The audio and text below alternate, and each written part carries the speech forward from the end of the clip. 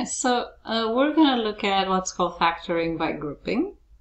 So this is a factoring method that's related to factoring the common factor. Typically you see this if you have like 4 terms in your expression.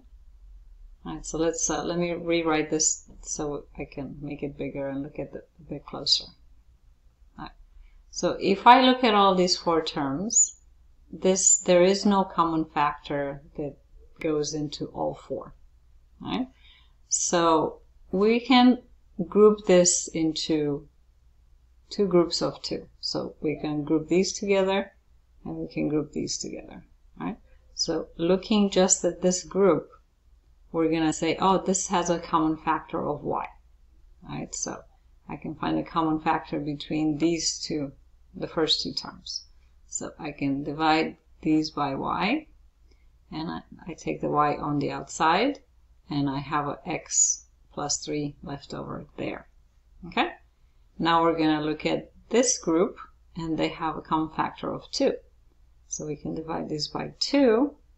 So take that common factor out, and then when I divide out, I have x plus 3.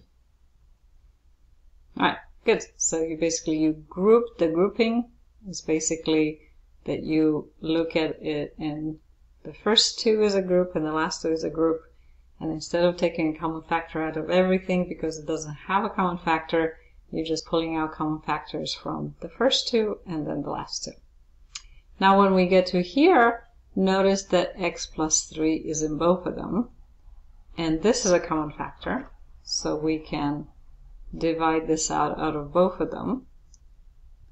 So we write the common factor in front, just like we do with everything when we pull out the common factor. And then this divides out and I have a y, and this divides out and I have a 2. Right? So factoring by grouping is like a 2-step process. You first factor the common factor out of the first 2 and the last 2. Then you notice that the parentheses is the same. If a factor by grouping can be completed, then this will end up being the same. So this gets pulled out as the common factor, and then the parentheses, you put these leftovers. Alright,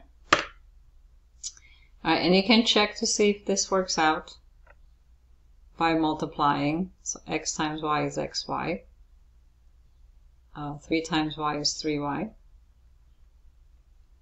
And then x times 2 is 2x, and 3 times 2 is 6. Okay, so you can see that we got what we started with.